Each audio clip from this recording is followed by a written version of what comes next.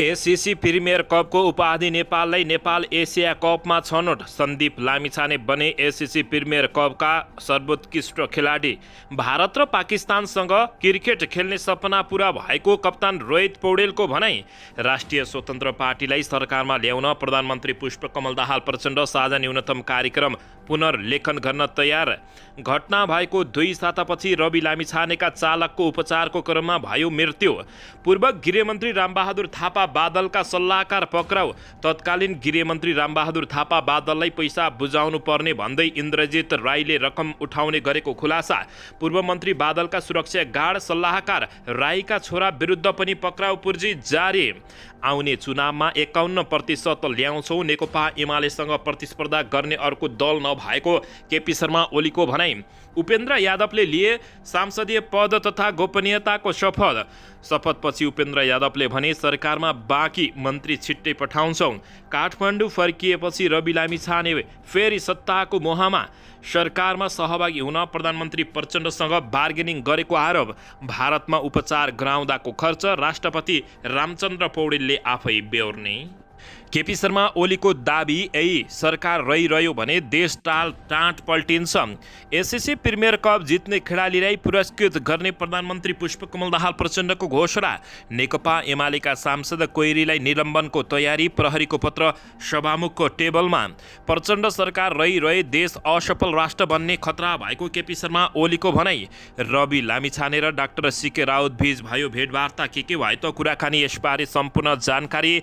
र भारतबाट घटेर आयो पेट्रोलियम पदार्थको मूल्य, नेपालमा कति भयो यसबारे सम्पूर्ण जानकारी। राष्ट्रपतिले आफ्नो उपचार खर्च आफै बेहोर्ने घोषणा गरेपछि गगन कुमार थापालाई विश्वप्रकाश शर्माको धन्यवाद। प्रधानमन्त्री पुष्पकमल दाहाल प्रचण्डले प्रधानमन्त्री रोजगार कार्यक्रम बदल्ने घोषणा। स्टाफ नर्स अनुमा श्रेष्ठ मृत्यु प्रकरणमा डाक्टर सुजन ढकाल परे पक्राउ। रूपन्देही जिल्लासँग जोडिएको नेपाल भारत सीमा 2 दिनका लागि बन्द। अब हेर्नुहोस् पूरा समाचार।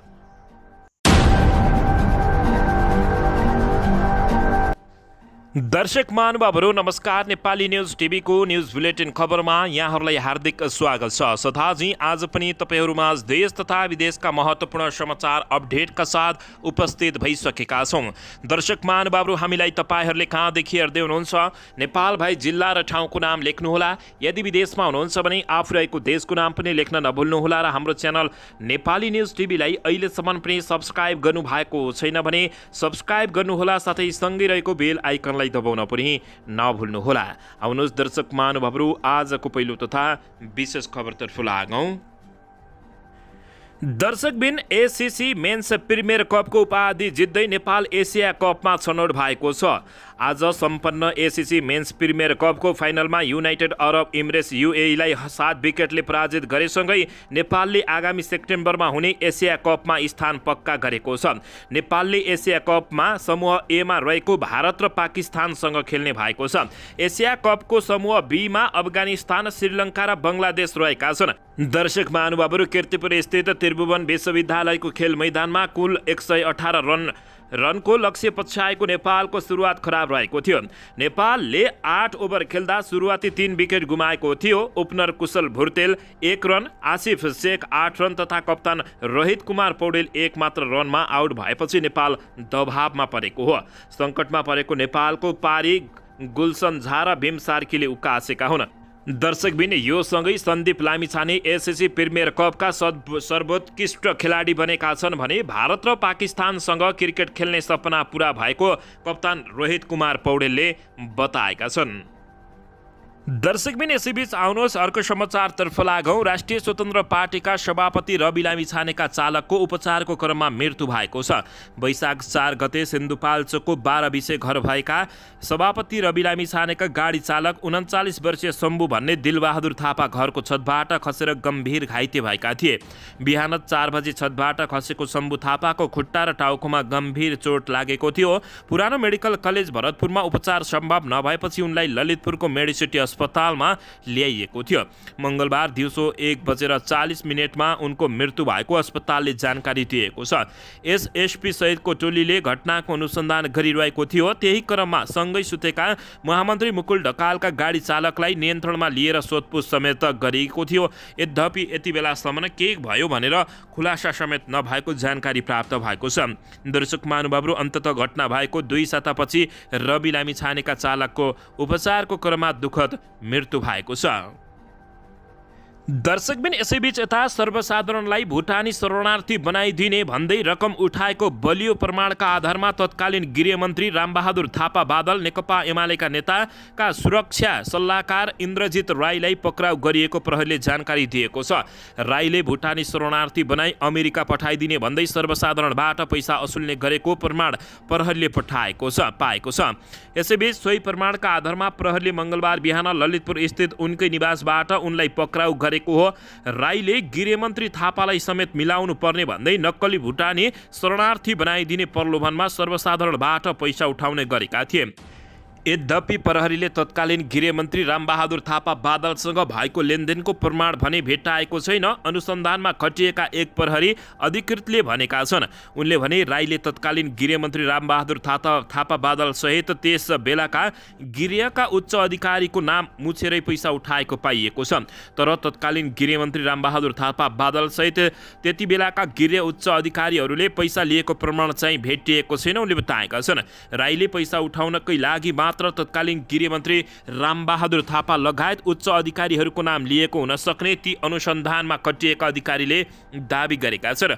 यसअघि पक्राउ परेका केशव दुलाल, टङ्क कुमार गुरुङ, सानु भट्टराई र सागर राईको बयानका आधारमा प्रहरीले थप अनुसन्धानका लागि राईलाई पक्राउ गरेको हो। राईले भुटानी शरणार्थी बनाइदिने र अमेरिका लैजाने भन्दै 5 करोड भन्दा बढी रकम सर्वसाधारणबाट उठाएको प्रहरीको प्रारम्भिक अनुसन्धानले देखाएको छ। राईसँगको बयानका आधारमा अन्य संलग्नहरू खुल्दै जाने प्रहरीले समेत बताएका छन्। दर्शक महानुभावहरू, तत्कालीन गृहमन्त्री रामबहादुर थापा बादललाई पैसा बुझाउनु पर्ने भन्दै उनले पैसा उठाएको बुझिएको छ। पूर्व मन्त्री बादलका सुरक्षा सल्लाहकार राईका छोरा विरुद्ध पनि पक्राउ जारी भएको जानकारी प्राप्त भएको छ। दर्शकबिन, यसैबीच यता आउने चुनावमा 51% ल्याउँछौँ र नेकपा एमालेसँग प्रतिस्पर्धा गर्ने अर्को दल नभएको नेकपा एमालेका अध्यक्ष केपी शर्मा ओलीले बताएका छन्। नेकपा एमालेका अध्यक्ष एवं पूर्व प्रधानमन्त्री केपी शर्मा ओलीले आगामी निर्वाचनमा आफ्नो पार्टीले 51% सिट जित्ने दावी गरेका छन्।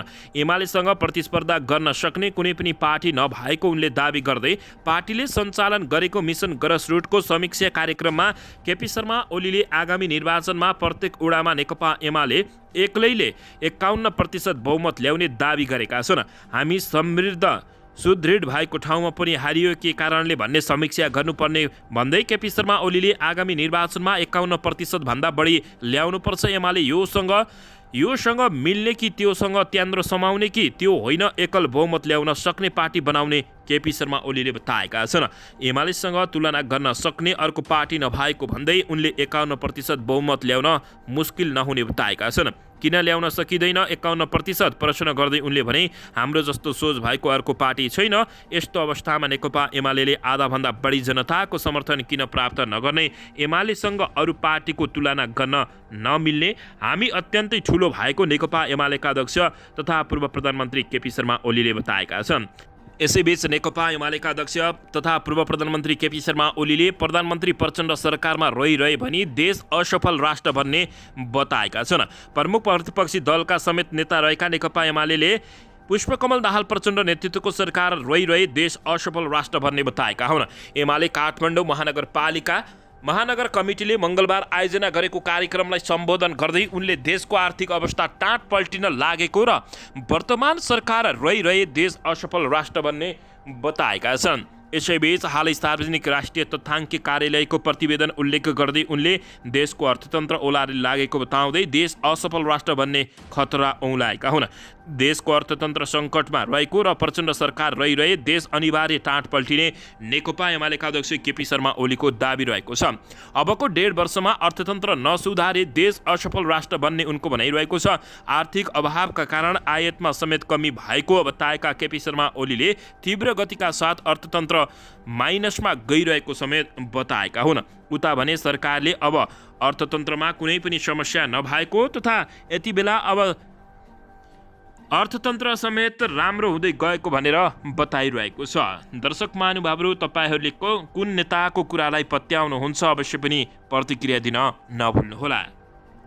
दर्शकबिन यसैबीच यता राष्ट्रिय स्वतन्त्र पार्टीका सभापति रवि लामिछाने र जनमत पार्टीका अध्यक्ष डाक्टर सीके राउत बीच भेटवार्ता भएको छ।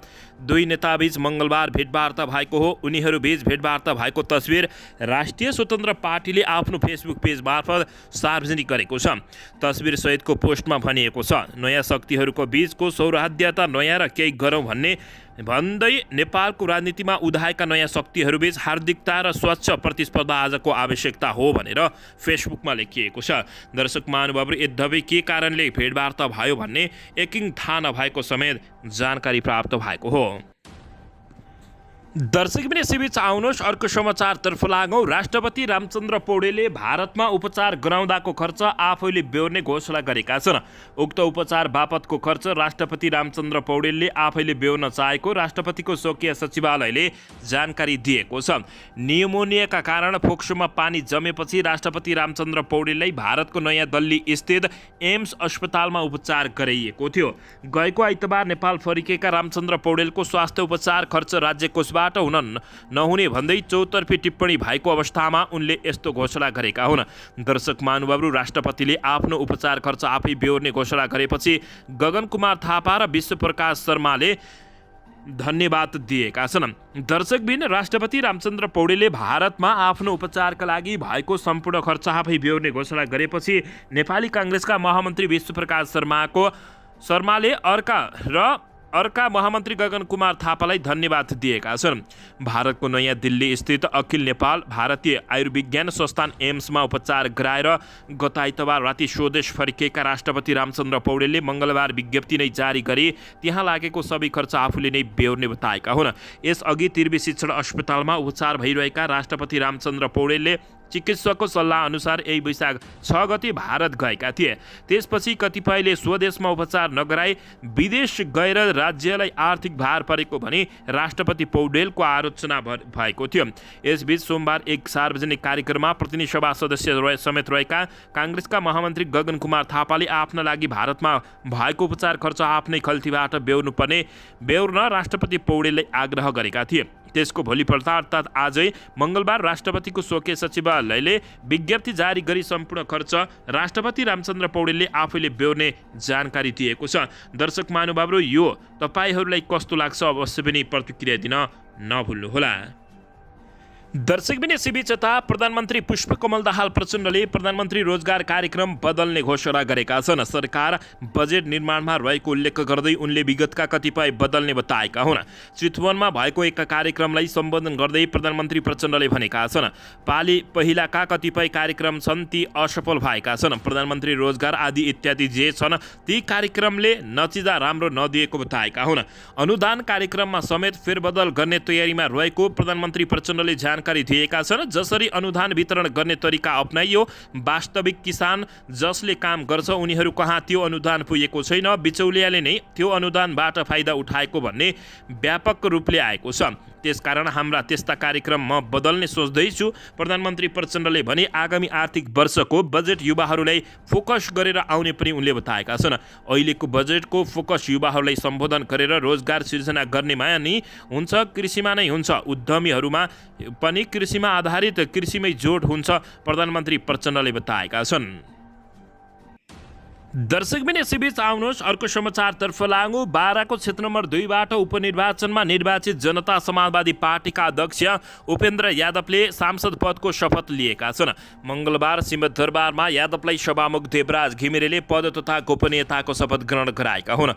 शपथपछि यादवले मुलुकलाई अगाडि बढाउनका लागि सरकारको स्थायित्व आवश्यक भएको र सरकारले पूर्ण कार्यकाल काम गर्नुपर्ने बताएका छन्। उनले जसपाबाट चाँडै नै सरकारमा प्रतिनिधि पठाउने बताउँदै दलहरूबीच राष्ट्रिय समझदारी बनाएर मुलुकलाई विकास र समृद्धिको बाटोतर्फ अगाडि बढाउनु पर्ने उनको भनाइरहेको छ। सांसद यादवले संसदीय समितिलाई क्रियाशील बनाएर सांसदलाई गतिशील बनाउनु पर्ने धारणा समेत राखेका छन्।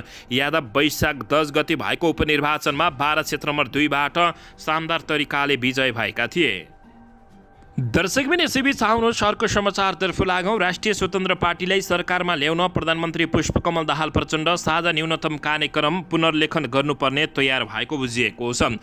दर्शकबिन राष्ट्रिय स्वतन्त्र पार्टी रासपालाई पुनः सरकारमा ल्याउन प्रधानमन्त्री पुष्पकमल दाहाल प्रचण्ड सरकारको साझा न्यूनतम कार्यक्रममा र प्राथमिकता पुनर्लेखन गर्न तयार भएका छन्। भ्रष्टाचार सम्बन्धी फाइल खोल्ने गरी आयोग बनाउनु पर्ने यसअघिको गठबन्धन सरकारको बुँदा अहिले हटाइएकोमा राष्ट्रिय स्वतन्त्र पार्टीले असन्तुष्टि जनाएपछि प्रधानमन्त्री दाहाल साझा न्यूनतम कार्यक्रम र प्राथमिकता पुनर्लेखन गर्न तयार भएको जानकारी प्राप्त भएको छ।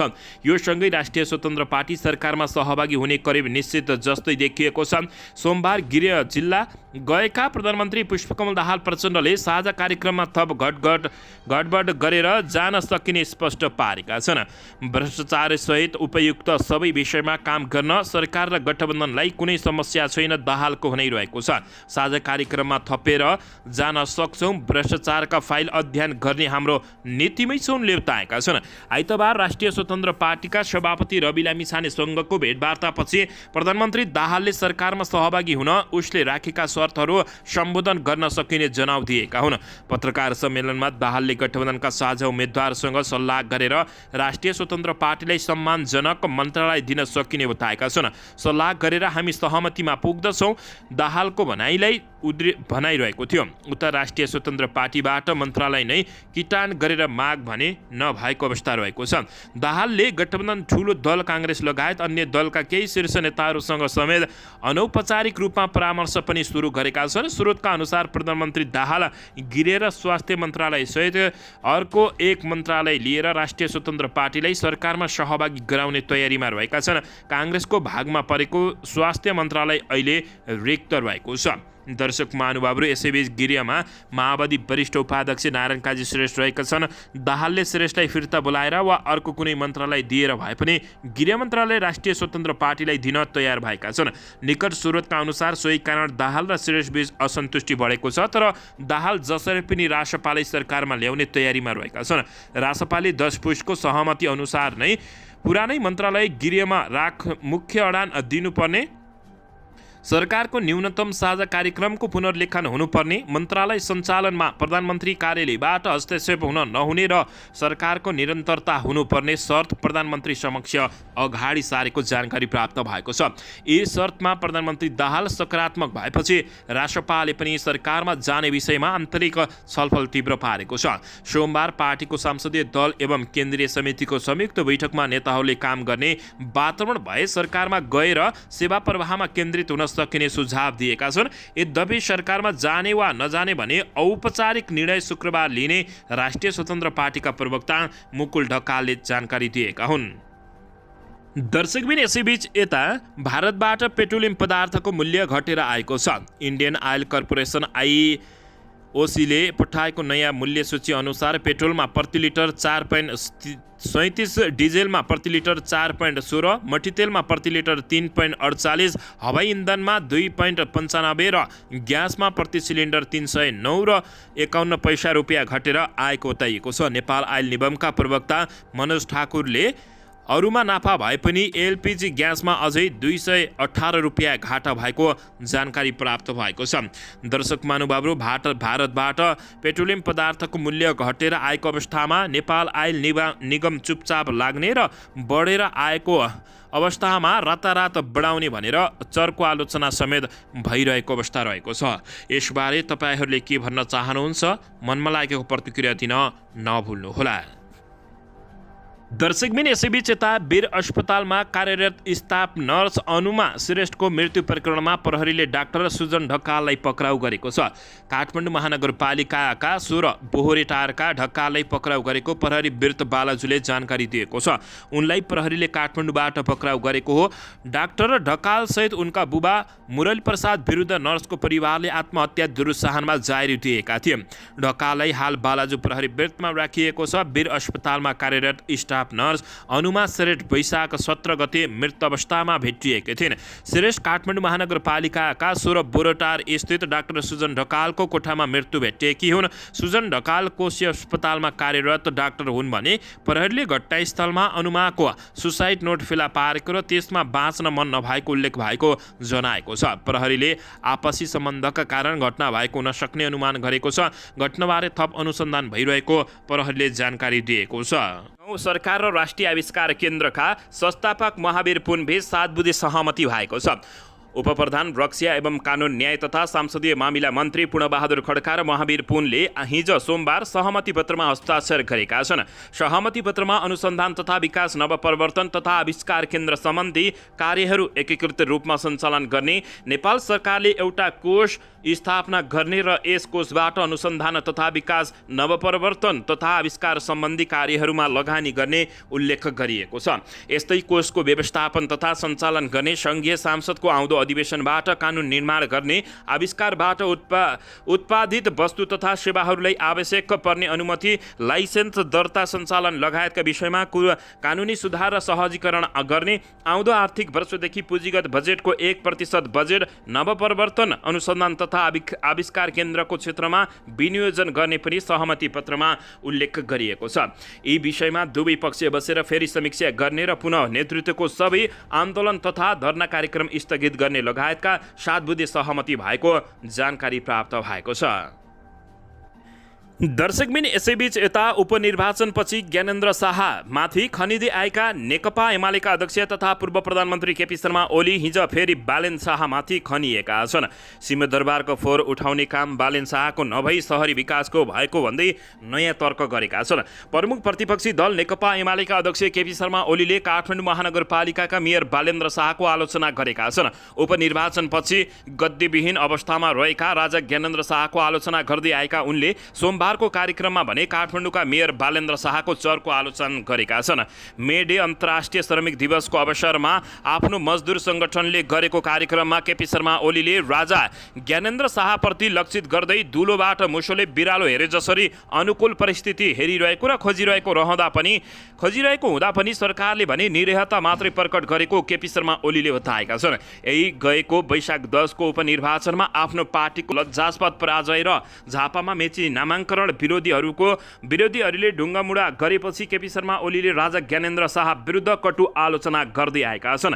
सिंहदरबारको फोहोर काठमाडौँ महानगरपालिकाले उठाउँदैन भन्दा सरकारले त्यसको जवाब दिन नसकेको केपी शर्मा ओलीको जवाफ रहेको छ।